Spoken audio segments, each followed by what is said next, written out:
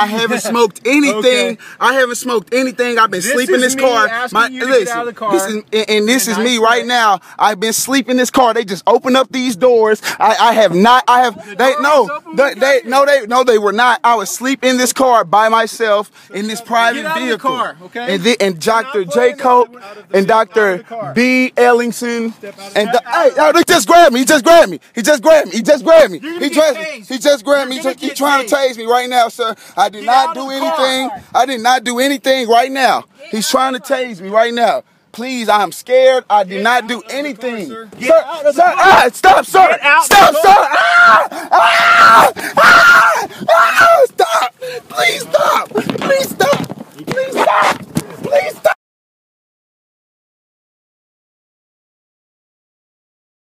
World Star the last couple days. You've been, going viral on Facebook, Twitter, Instagram. Let us know a little bit about what happened, at the whole incident.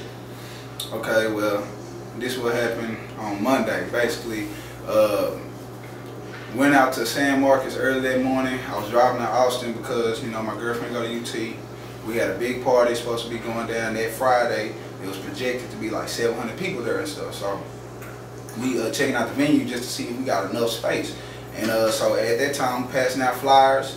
I done passed out flyers for like 3 hours at Texas State, and we go back to the venue. To pass where we having the party at is inside an apartment complex. So we rented that pool house. So as we passed out the flyers all over the campus, we got like 60 flyers left. It's more than 60 apartments. So my homeboy like, hey, let's just pass out these flyers to these last flyers, and shoot, we'll take you back to Austin. I'm like, all right, bet. So while they doing that, chopping it up with some girls or whatever, I'm thinking they just went in with the girls. I sit down in the car. Shoot, I didn't even realize I went to sleep. That's how tired I was.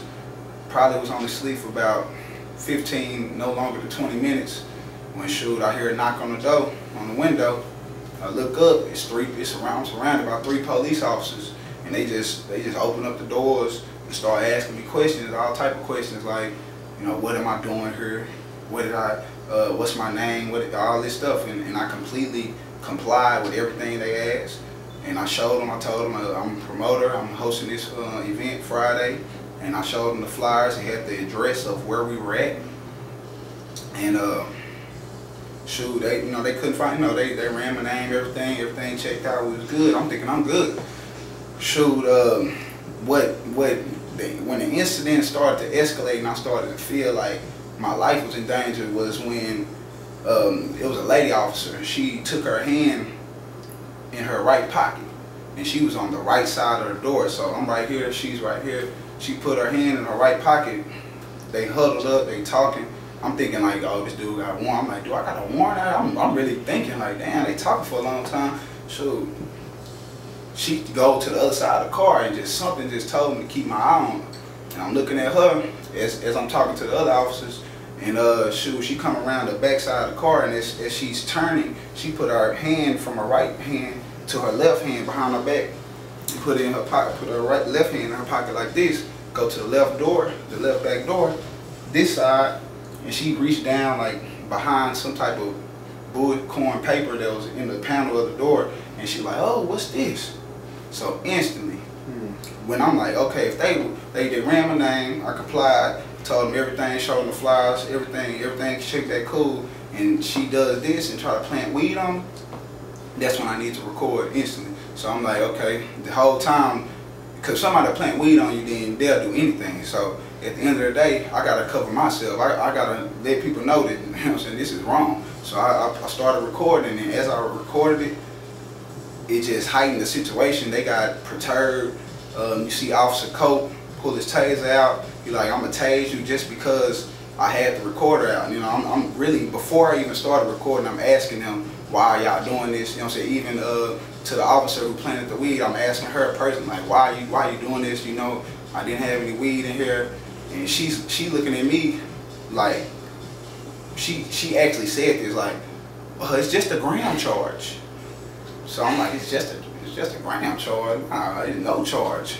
at all. You know what I'm saying? So she planted the weed in the car. Yes, it was no weed, no weed in the car at all. We haven't smoked anything. Like I said, I drove from Dallas to Austin early that morning. From Austin to San Marcos, I had been promoting for 3 hours. Shoot, I hadn't had time to do anything but walk to campus and go to sleep. That's everything I did. I didn't even have no money in my pocket, no wallet, nothing in my pocket to even buy nothing. You know what I'm saying? We hadn't smoked anything. So when they asked you to get out the car from the beginning, why didn't you just get out the car? I mean, first of all, you gotta understand, in this situation with everything that's going on, shoot, Walter Scott, that's why I didn't get out the car, period. Like, then I'm thinking about the whole time that's going on, I'm thinking about Walter Scott, bro. Like, this a heightened situation, and you could tell that they wanted it to be a problem. So I was just like, okay, I'm just gonna protect myself. If I die in this instance right now, somebody gonna see this. I want my mom to at least know that I ain't died doing no ignorant stuff. I'm doing what I'm supposed to do. I'm a promoter. You know what I'm saying? So I'm doing my job. Right. So when you see police, you know, in your everyday life, like what feeling do you get when you're near police? Well, what feeling do I get? I mean, definitely just being a black man in America, and being from the hood and everything, my environment where I grew up, it's not like we just look at the police like, oh, they're gonna help us. No, I mean, every black man would be lying if they said when the lights flashed behind them and then the police drove right past them that they didn't have a sigh of relief. You know what I'm saying? So it's not like a thing that I feel like they gonna mess with me or I feel like they out to get me. It's more of I just want to protect myself. I don't get no messed up feeling from them. I just knew in that sense that I saw that they wanted a problem. You know what I'm saying? They created a problem. Right. Now, when did the whole physical altercation come about? Like, everything physical, they started. Clearly in the video, you see me, I'm sitting in the car. I ain't doing nothing, I'm just letting them know. You know, these people just ran, you know, I told them my name, complied. All the physical started by them when he pulled the taser out instantly. So, and I thought it was a gun because it had a light on it and stuff, so I ain't knowing what's going on. After that, it just escalated even more, you know what I'm saying? He went from, he grabbed my leg, he get in there, and what you don't see on the video is the scuffle. Like, I had my phone in my hand, so I'm just really just trying to catch whatever he's finna do. I'm just trying to catch it on camera. And that's when he elbowed me in my jaw, knocked my stuff loose. And from that point, I'm out of there. Like, I really can't even feel the left side of my face. I'm just like, please stop, you know. And as I'm saying, please stop, he gets behind me and start choking me like this. Like, he behind me like this and bending my back backwards. Now, this guy got my leg. J. Cope is behind me. And the Officer Selena is the Hispanic lady, she grabbed me behind my back. So my body is actually going in 3 different directions, and they're telling me to stop resisting. So it's like, how can I resist and I'm being pulled in 3 different directions by 3 grown people, and the strongest person is pulling my leg. So I'm going towards the 6'4" cop way, and then this guy's in the back seat pulling. So it's just, everything is enhancing. Like, I really couldn't breathe. I was gonna swallow my root canal, so I just spit it out and I blacked out. Right. So did you think you were gonna die during that situation? Like, what was your thoughts? Like, that was probably one of the most scariest times in my life, and I ain't even a scary person. Like, that was just like, yeah, I thought I was gonna die. I didn't, because I've seen it happen so many times, and now that it's happening so frequently, it's like, it's almost a norm. It's almost like people don't even, they questioning me why I'm not getting out. You should be questioning all the officers are meant to uphold the law. They are not the law. You know what I'm saying? So yeah, I thought I was gonna die, bro. I didn't know if he gonna pull a gun out, because anything could happen. What if they would, if somebody in this situation while that's happening, all the officer had to say was, he got a gun, and I'm gone. You know, period. Yeah, that's just what that is. You weren't armed or anything? No, I'm not armed. I didn't have any drugs in the car. The only thing I had in the car was flyers, period. Right. Now the visual has went viral, like, all over the web, along with if you go on the website right now, it's like 10 videos going viral. But your video is going viral as well. How did that video go? Like, how did you get it out there like that? Okay, well, see, people don't never know who you messing with or who somebody else knows. Everybody got loved ones, people that love them. So like I said, I've traveled and I met this guy. I'm not gonna say his name, but I met a very, very important person, and he does a lot of political work. He's a diplomat. He has diplomatic immunity, and he knows a lot of people in high places. Congresswoman Cynthia McKinney is being one of them.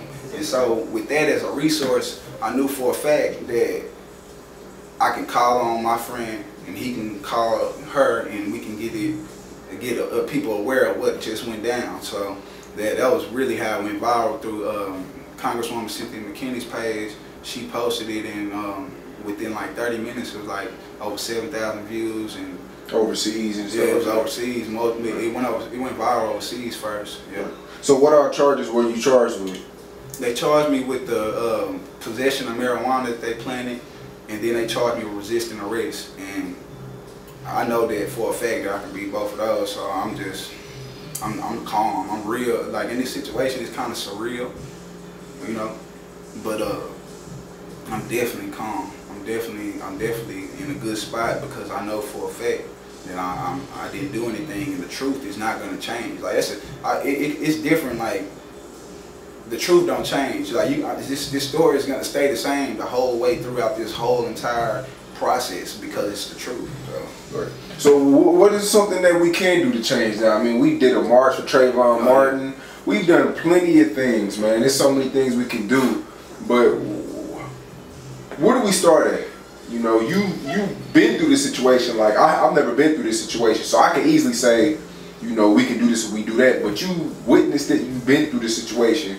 What can we do to change this? Where's it start? Well, first it starts with us as a people, because like how can we expect the other man to respect us if we're not respecting ourselves? If we don't carry ourselves in the right way, in the right manner? Because I feel like, honestly, in that video, I just had a t-shirt and some basketball shorts on. So and this is how I dress on an everyday basis. Anybody who knows me, I felt that if I was dressed in this way, that I wouldn't have been messed with. But since I wasn't respecting myself, you know what I'm saying? If I would have came fully dressed and fully proper, they probably wouldn't even mess with me. But since that I had a shirt on and a hat backwards, you know, so it's like, oh, he's a thug in the car. No. You know, so so what has to happen right now to answer your question is we got to come together as a people and make them respect us. If we don't take our necessary steps to change, then there will be no change. And with Shawn Cotton, you know what I'm saying, you do a lot of things in the city. You know what I'm saying, like with Trayvon Martin March, that was a big salute. You brought a whole lot of people out. Now with this situation, I feel like the best thing we should do is just get the word out about what's going on and actually focus on the people who are trying to change it, like yourself and myself. Like we just need to come together and just voice our opinion, let people know that we got each other. You know what I'm saying, as a people, not just black versus white. I'm talking about people of color. Period. You're in jail and they didn't want to do the mugshot of you because your tooth came out. Yeah. You was bloody and all that, and the nurse had said something to you. Yeah, definitely. I came to the jailhouse, I was bloody. They, instead of taking my mugshot like with everybody else, because with other people who was in the jail as well, and they all took their mugshots, but me, they said me in the room and told me to clean up. And then so they cleaned, you know, I'm washing my mouth out and all that, and the nurse comes in there. He basically tells me, he said, look up there. He said, look, I just looked at your paperwork. All I can tell you legally is to get an attorney and fight this case, because Hayes County officers have a history of, you know, bashing or coming down on minorities. And so I asked him then, how far back do I look? He told me, look back a couple weeks and look back a couple years, like 2 to 3 years, and you'll find everything that you need. So instantly leaving the station, when I got my boy, my partner finding me out, I instantly just started Googling Hayes County corruption, did anything, and a lot of things were popping up. So I know that I'm not alone in this situation. They didn't just do me like that. They've been doing people like that. I haven't smoked anything. Okay. I haven't smoked anything. I've been sleeping in this car. This is me right now. I've been sleeping in this car. They just opened up these doors. They